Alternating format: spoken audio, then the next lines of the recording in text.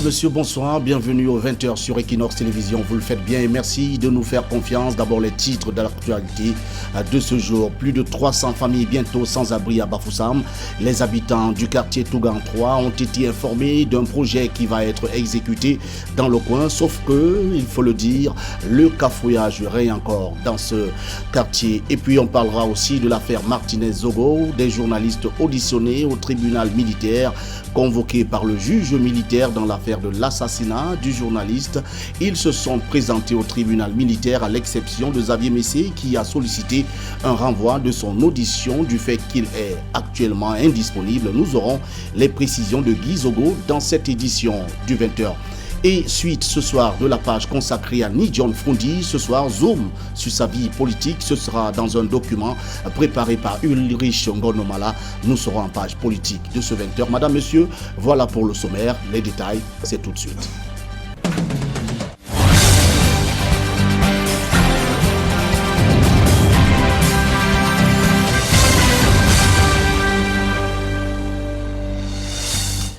Je l'annonçais en titre, affaire Martinez-Zogo, des journalistes auditionnés au tribunal militaire, convoqués par le juge militaire dans l'affaire de l'assassinat du journaliste. Ils se sont présentés au tribunal militaire, à l'exception, je le disais, de Xavier Messé, qui a sollicité un renvoi de son audition du fait qu'il est actuellement indisponible. Les précisions d'Élisée Mbogba et Guy Zogo.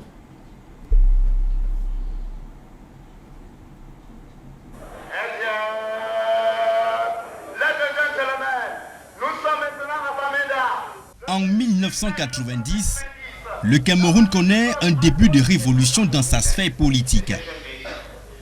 Impulsé par le Social Democratic Front de John Frondi, qui se fait connaître sur la scène nationale. Les auditions dans l'affaire de l'assassinat de l'animateur Martinez-Zogo se poursuivent devant le juge d'instruction militaire au tribunal militaire à Yaoundé. Après l'épouse de Martinez-Zogo, Diane Zogo, il y a quelques semaines, c'était au tour des journalistes de répondre aux interrogations du lieutenant-colonel Florent Aimé Sikati Kamo. 5 journalistes étaient concernés par cette convocation du juge militaire, en l'occurrence Paul Désibia, animateur à MoTV, lequel a déféré à sa convocation mardi comme initialement prévu, Zéphirin Koloko, directeur de publication de l'hebdomadaire L'Avenir, qui avait sollicité l'ajournement de son audition pour ce mercredi afin qu'il se fasse assister par un conseil, Dieudonné Mveng, directeur de publication du bi-hebdomadaire Info Matin et promoteur de Info TV, Xavier Messé, directeur de publication de l'hebdomadaire Le Calam, et Jacques Blaise Mvier, directeur de publication de l'hebdomadaire La Nouvelle. Dans cette série d'auditions, la nouveauté était la convocation dans cette affaire de Dieudonné Mveng et Jacques Blaise Mvier pour la première fois.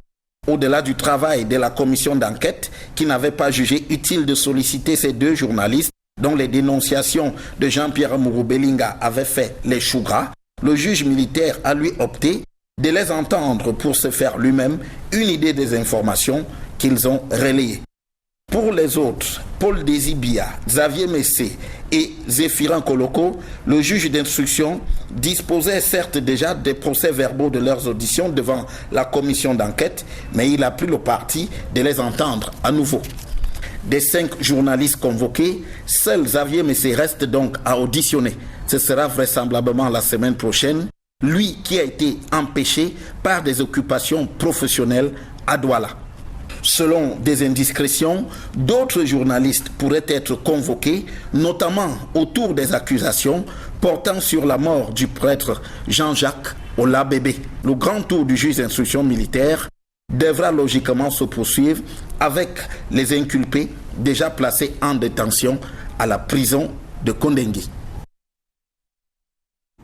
Suite aux événements dans la nuit de lundi à mardi au quartier Bonamoussadi, Koto, le gouverneur du littoral, Samuel Dieudonné Ivaha Dibois, donne des explications pour le patron de la région. Ces événements ne sont pas imputables aux forces de maintien de l'ordre, mais pourtant des images amateurs et certaines de vidéosurveillance montrent le contraire. Cédric Nding, Carlos Minoué, reportage.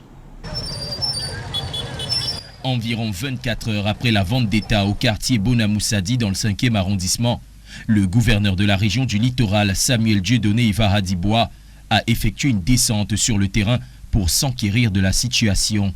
Pour certains, ceux qui ont pris les vidéos pour filmer, n'est-ce pas, incriminant nos forces d'avoir cassé ceci et là, nous sommes donc descendus ce matin, déjà pour dire et rappeler que les forces ne peuvent pas se faire justice. Ça, c'est certain. Pour le patron de la région, aucun acte de violence ou de vandalisme n'est à mettre à l'actif des forces de maintien de l'ordre. Nous n'avons pas enregistré sur le terrain des cas de personnes blessées ou qui auraient été victimes de quoi que ce soit.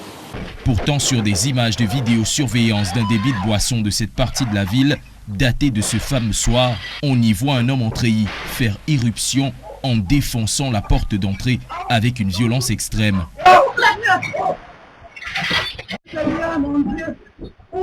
Mais Samuel Dieudonné Iva Hadibois a une autre explication au casse. Les benskineurs, dans leur débandade, et parfois à cette heure où ils n'ont ni pièce d'identité ni autre chose, en passant à la hauteur de Santa Lucia, n'est-ce pas, ont cassé certains véhicules. Mais je dis, ce n'est pas le fait de nos forces de l'ordre. Le gouverneur va plus loin dans son argumentaire en mettant en cause les clients de certains débits de boissons. Les installations faites sur la voie publique, autorisées par la mairie de Douala 5e, c'est à ce niveau que ceux qui prenaient les bières de manière tardive à cet endroit, voyant pris de panique, donc en sortant, se sont mis à faire des casses pour les mettre sur le dos des forces de l'ordre. Jusqu'ici, un calme précaire règne dans cette partie de la ville, suite à ces événements qui, eux, hantent toujours les esprits des habitants. Et puis cette information qui nous arrive, Martin Barganguele, le délégué général à la Sûreté nationale, est dans la ville de Douala. Demain se tiendra la cérémonie de mise en service du Centre national de commandement et de contrôle de vidéosurveillance annexe de Douala. Une inauguration prévue demain à 10h et présidée sous la haute diligence du ministre secrétaire général à la présidence de la République, Ferdinand Ngongo. Et puis, je l'annonçais en titre, plus de 300 familles bientôt sans-abri à Bafoussam. Les habitants du quartier Tougang 3 ont été informés d'un projet qui va être exécuté dans le coin, sauf que le cafouillage qui entoure ce projet ne les rassure guère de ce que leurs droits seront respectés. Des craintes exacerbées par les montants dérisoires s'élevant parfois à 13 500 francs imposés pour indemnisation d'une maison bâtie sur plus de 400 mètres carrés. Plus de précisions avec Robert Kenyé et Vivienne Tonfac. Cette centenaire a perdu le sommeil. La case où elle a passé presque toute sa vie au quartier Tougang 3, dans l'arrondissement de Bafoussam 2e, est en passe d'être démolie. On veut nous déguerpir des forces. Où est-ce qu'on doit aller? C'est très difficile. Je vais faire quoi de ma vieille cabane? Je suis ici depuis longtemps. Il y a les lieux sacrés. Nous sommes désemparés. Seigneur, viens-nous en aide. Comment est-ce qu'on doit faire pour s'en sortir? Maman,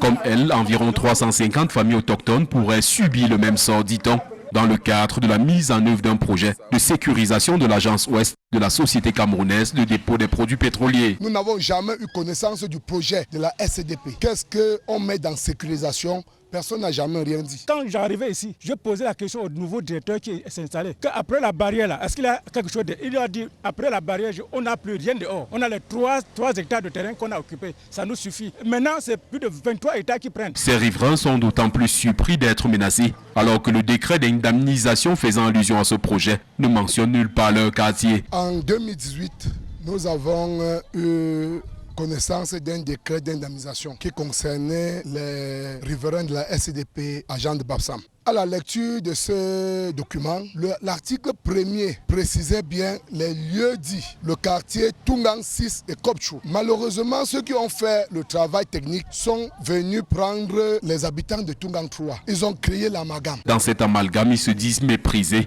au regard des montants insignifiants qui leur ont été proposés en guise d'indemnisation. Ma maison est construite depuis 85 comme ça, je suis comme ça, en ces temps-là, au moins à 16 millions. Actuellement, on me dit qu'on me donne 13 500 francs. Je vais faire quoi avec 13 500? Tous mes enfants sont presque nés ici. J'ai au moins 17 enfants.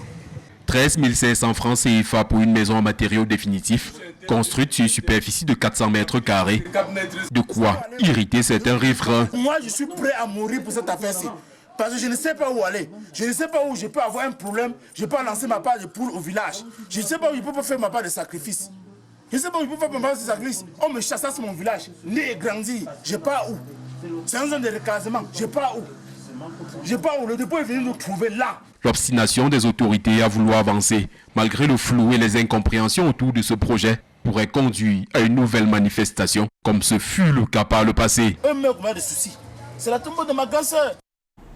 Exploitation minière dans la région de l'Est du Cameroun, la société civile prône la bonne gouvernance dans le secteur, la protection de l'environnement, la diversification des activités, mais surtout dire non à l'envoi des enfants dans la mine artisanale. Le projet Mine Environnement aura suscité de l'espoir au sein des populations. Reportage Benjamin Issa. L'exploitation minière artisanale continue de se dérouler en flagrante violation des dispositions légales et réglementaires en matière de protection de l'environnement et du respect des droits des communautés riveraines. Autre constat, l'abandon de l'école pour la mine d'or par des enfants, la non-réhabilitation des sites miniers. Des difficultés qui ont amené la société civile à mettre sur pied en 2015 le projet Mine Environnement Santé et Société pour l'amélioration de la gouvernance minière au Cameroun. C'est un projet qui visait effectivement à améliorer la gouvernance dans le secteur minier et aussi à renforcer la participation des acteurs non étatiques dans le suivi des activités minières. Donc bien évidemment aussi il y avait tout un volet qui touchait, tout un volet du projet qui touchait le côté social, question d'amener la population à développer des alternatives à l'exploitation minière. À l'heure du bilan de la phase 2 du projet, les populations des zones minières de la région de l'Est se frottent les mains. Des connaissances qui nous ont capacité pour essayer de développer certaines activités afin d'améliorer nos conditions de vie et puis connaître nos droits dans le cadre de l'exploitation minière. Nous sortir de l'informel et puis l'organisation même, parce qu'à l'époque, bien avant, nous travaillions, nous n'étions pas vraiment organisés, nous ne savions pas, chacun partait à sa manière, dans son sens, qui malheureusement ne parvenait pas à atteindre vraiment le bout comme on souhaitait. Le projet Mine Environnement aura surtout contribué à sensibiliser les parents sur l'importance de l'école en zone minière. Nous avons d'abord travaillé avec les parents et les expliquer les dangers que courent ces enfants et puis les faire comprendre que la meilleure façon, n'est-ce pas, d'aider les enfants à évoluer dans la société, c'est de les envoyer à l'école.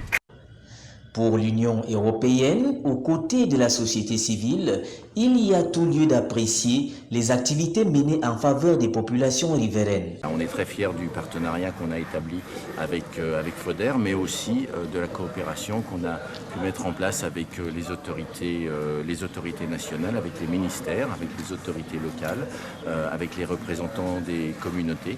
Et voilà, le programme a très bien fonctionné.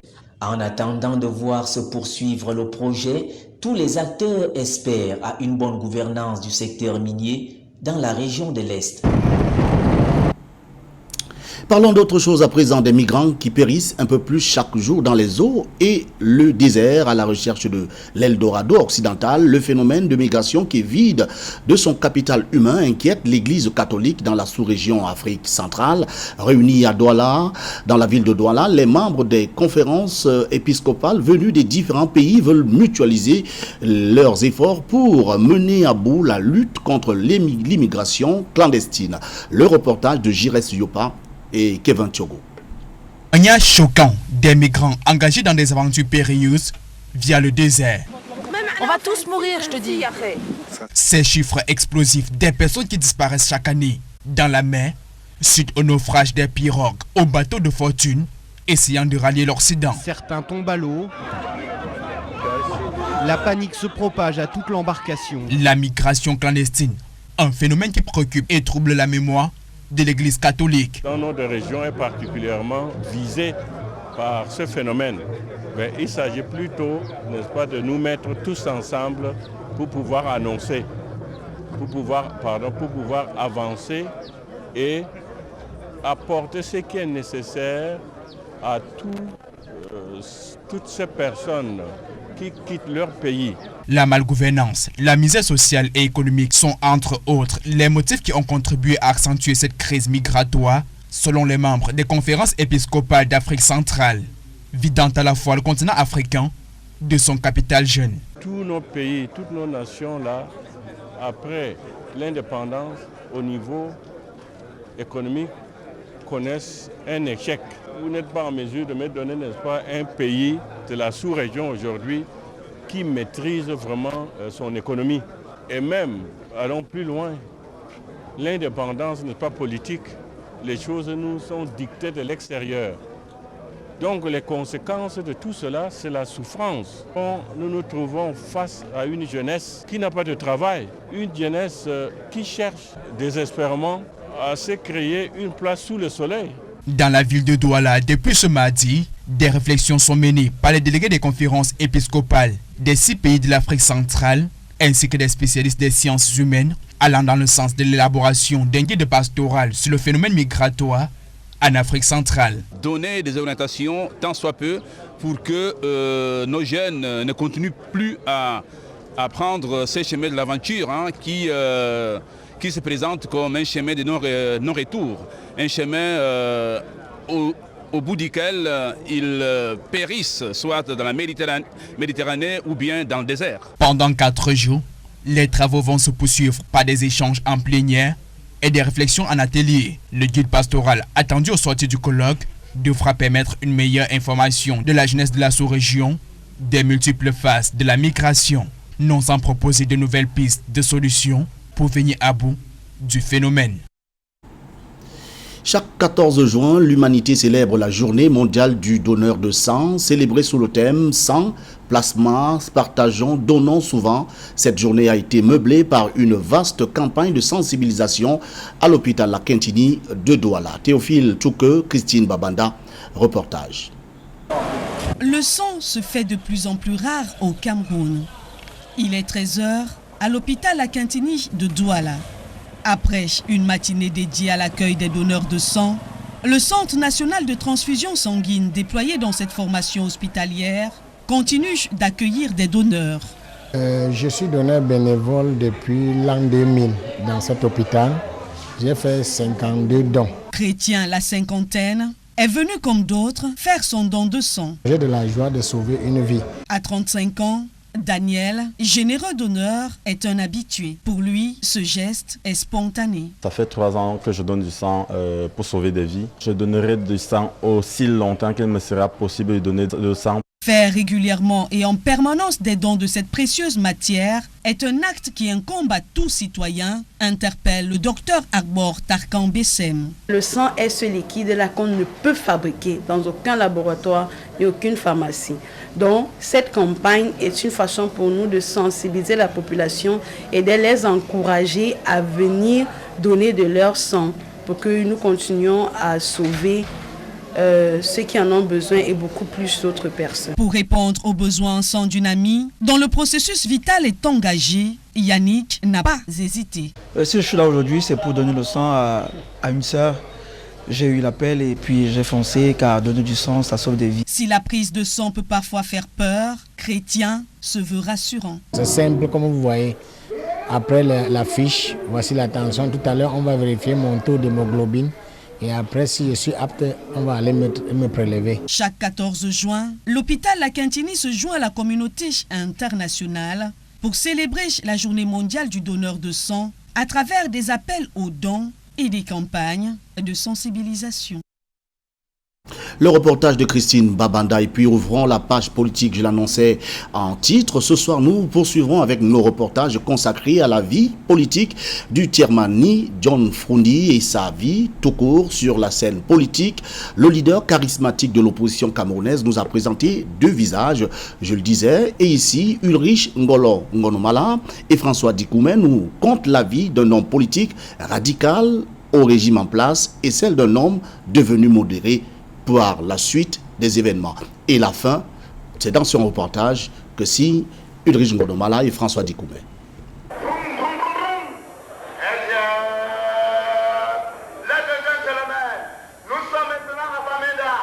En 1990, le Cameroun connaît un début de révolution dans sa sphère politique. Impulsé par le Social Democratic Front de John Froundi, qui se fait connaître sur la scène nationale et internationale. C'est le début du multipartisme dans un pays où les opinions politiques subversives sont interdites par une ordonnance signée depuis 1962. Henriette Ekoué est l'une des voix qui prônait le changement de régime. Elle loue encore le courage du Tiernamani. Froundi est donc identifié comme celui qui a bravé un gouvernement où il n'y avait pas encore le multipartisme dans le système politique du Cameroun. Bon, il y en a d'autres, il y a Yondo, il y a nous, mais le fait qu'il soit descendu là dans la rue et qu'il ait affronté la police, ça a été le signalement. La première manifestation pacifique est violemment réprimée. Edmond fait partie de ces Camerounais qui ont entendu l'appel du Tiernamani à l'époque. Cette marche-là, quand elle se déroule, je suis étudiant à l'université de Yaoundé. Moi-même, je marche. Je fais partie des gens qui ont marché le 26 mai 90 à l'université de Yaoundé. Des gens qui ont marché, des étudiants qui ont marché, et que le poste national à l'époque a laissé croire que c'est des Camerounais qui ont chanté l'hymne nigérian. C'était totalement faux. Une répression trop faible pour tenter d'arrêter le mouvement enclenché. En 1992, le SDF participe à l'élection présidentielle. John Froundi est le principal challenger de Paul Biya. La Cour suprême à l'époque annonce les résultats et dit que c'est Paul Biya qui a gagné les élections. Mais nous, dans la presse écrite, nous qui avions couvert les élections, avec nos reporters sur le terrain, tous les PV à notre disposition montraient globalement que c'est John Froundi qui a gagné les élections présidentielles de 1992.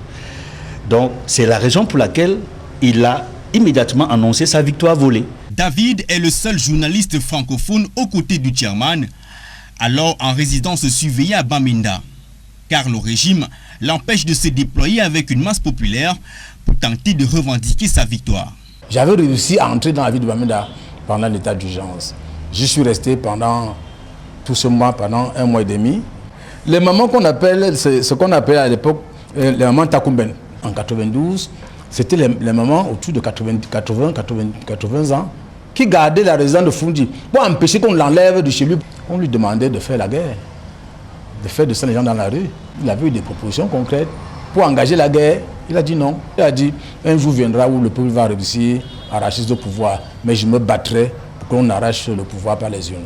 Arracher le pouvoir par les urnes, des actions vont se multiplier lors des élections présidentielles, et ce jusqu'en 2011. John Froundi, le Tiernamani, va essuyer des défaites. Edmond, qui a consacré tout un ouvrage littéraire à ce leader de l'opposition, regrette cependant le second visage de Froundi au sorti de la présidentielle de 2011. C'est-à-dire entre 2011 et 2023 à sa mort. Ce n'est plus le grand combattant qu'on a connu lors des années de Braise. Il laisse un visage contrasté du SDF. Parce qu'il y a deux camps aujourd'hui, le camp des collabos, le camp des combattants, Social Democratic Front. Est-ce que ça signifie sauf à don finish? Sauf à don finish, c'était pour lui ou pour le peuple camerounais? Je m'interroge. Le leader charismatique de l'opposition camerounaise s'en va sans toutefois concrétiser son rêve d'un Cameroun nouveau. Le reportage de Ulrich Ngonomala et François Dikoumé. Ouvrons la page économie de ce 20h, 8,5 milliards sur le montant du redressement fiscal infligé au terminal à conteneurs du port de Kribi par la Direction générale des impôts, initialement de l'ordre de 4,9 milliards. Cette défaillance à laquelle sont venues s'ajouter des pénalités remonte à l'exercice 2018-2019. Tel un cas d'école, ce redressement intervient au moment où il est déposé à l'Assemblée nationale un projet de loi régissant les garanties et le recouvrement des créances par les entités publiques bénéficiaires du privilège du Trésor en vue du renforcement de leur capacité opérationnelle. Reportage Carlos Minoué, Kevin Tiogo. 8,5 milliards de francs CFA, c'est le montant versé à la Direction générale des impôts par le terminal à conteneurs du port en eau profonde de Kribi. Le redressement fiscal infligé à cette structure remonte à l'exercice 2018 selon des sources bien introduites. Au montant initial de 4,9 milliards de francs CFA est venue se greffer la somme de 3,5 milliards de francs CFA de pénalités, renseigne un document officiel publié il y a quelques jours. Le constat fait suite à une vérification générale de comptabilité du terminal et traduit selon des observateurs le malaise qui sévit au sein des entreprises qui co-dirigent le terminal, Bolloré notamment. Ils n'arrivent pas à honorer leurs engagements vis-à-vis de l'État, ils n'arrivent pas, n'est-ce pas, à payer leurs redevances à payer leurs impôts auprès de la direction des impôts peut être un argument suffisant pour amener l'État à mettre fin à ce contrat et à permettre que ce contrat, n'est-ce pas, ce travail soit fait en régie comme ça a été le cas de Douala. Et il faut noter également que quand Bolloré est parti de Douala, les actifs de Bolloré n'ont pas été liquidés de manière claire. À l'instar du terminal à conteneurs de Kribi, plusieurs autres contribuables se trouvent défaillants sans que la Direction générale des impôts ne puisse assurer le recouvrement, causant ainsi chaque année un manque énorme dans le budget de l'État du Cameroun.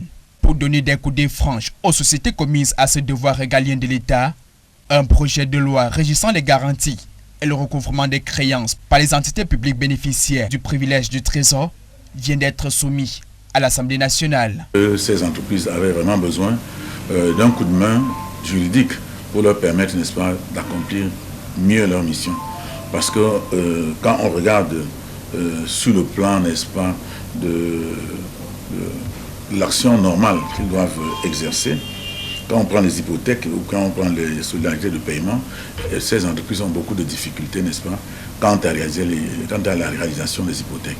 Et après la saisie, il fallait faire, n'est-ce pas, la vente. Mais ils n'avaient pas les possibilités suffisantes. Il faudrait que cette loi qui va être mise en place puisse permettre d'encadrer mieux, n'est-ce pas, ces dispositions. C'est-à-dire que la saisie soit automatique. Bon, généralement, vous saisissez, vous mettez quelque part en attendant. Mais il faudrait qu'il y ait un délai. Tout cela doit être réglementé à nouveau. Structuré en 10 chapitres, le projet de loi est actuellement en examen à cette deuxième session de la 10e législature. En page culture de ce 20h, la question de la restitution des objets d'art africains est de plus en plus débattue dans les échanges entre les pays occidentaux et les pays africains. Et c'est dans ce contexte que lors de sa tournée européenne, Nabil Mbombo Njoya, roi du peuple Bamoun, a retrouvé au musée de Berlin le trône du tout premier souverain de la dynastie. Un patrimoine emporté par les Allemands pendant la période coloniale. François Dikoumé, Xavier Foucault. Reportage. Sa Majesté Nabil Mbombo Njoya, 20e roi de la dynastie Bamoun, fait son entrée au musée ethnographique de Berlin en compagnie du directeur de la structure.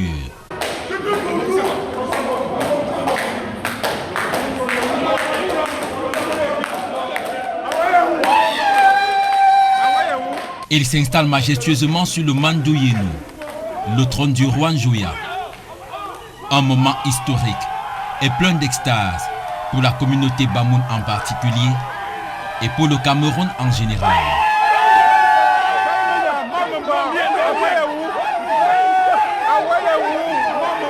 Majesté, c'est avec beaucoup d'émotion, je dis bien beaucoup d'émotion, que je prends la parole à cette occasion, en ces lieux aujourd'hui.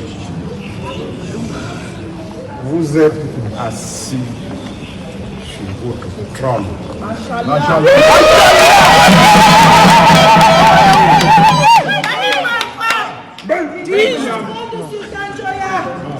grand moment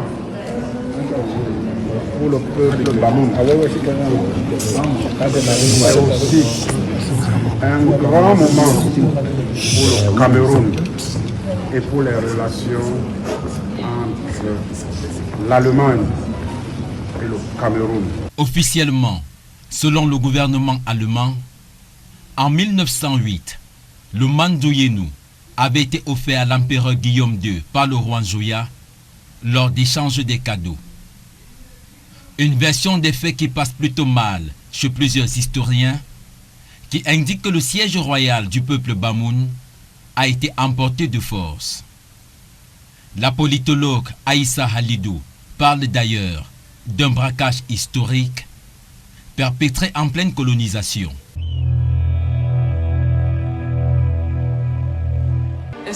Les administrations coloniales ont rapporté en Europe ces pièces d'art anciens, conservées aujourd'hui encore dans les musées européens. Je considère qu'il s'agit là d'un vol pur et simple, commis dans une logique de toute puissance et d'appropriation. Pour moi, c'est un acte flagrant de colonialisme. C'est indiscutable. Elle manque à l'Afrique, car ce sont des éléments de son histoire. Depuis 115 ans, les souverains de la dynastie Bamoun se contentent d'une copie du Mandouyénou, mais la communauté et l'État militent pour la restitution de ce patrimoine, comme celle de plusieurs autres. Des démarches sont entreprises depuis des années par des Camerounais et des Allemands de bonne foi pour que nous puissions rentrer en possession de nos biens culturels arrachés au temps de la colonisation. C'est un moment très important aujourd'hui. C'est l'occasion pour nous d'exalter la qualité et les efforts des de mon côté, très fier parce que j'ai déjà été ici au moins 2 fois pour voir ce trône et aujourd'hui le Cameroun s'est déplacé va occuper. Merci d'être là. Toute la communauté vous dit bienvenue et nous espérons que les choses iront de mieux en mieux que tout soit réglé, mais dans l'ordre et la paix. Depuis plusieurs années, la polémique autour de la restitution des œuvres d'art africaines fait débat dans le monde. Il est question de reconnecter les pays africains avec leur culture, emportée par les Occidentaux pendant la colonisation. Comme un pied de nez à l'ordre préétabli, le roi Nabil Bonbon Njoya a pris place, vous l'avez vu, sur la chaise royale. J'y arrive, de son grand-père spolié en 1908 par les administrateurs allemands, exposé au musée ethnologique de Berlin. Un acte fort de symbole pour les observateurs qui le décrivent comme une rupture avec le passé, tant sur le plan culturel que politique. Jean-Paul Mboyo, Dallas Tchana. Le 11 juin 2023, au musée ethnologique de Berlin, le roi Nabil Bonbon Njoya s'autorise à prendre place sur le trône Mandouyénou des sultans rois Bamoun, spoliés en 1908, en lieu et place du siège d'invités qui lui était réservé par le directeur de ce musée.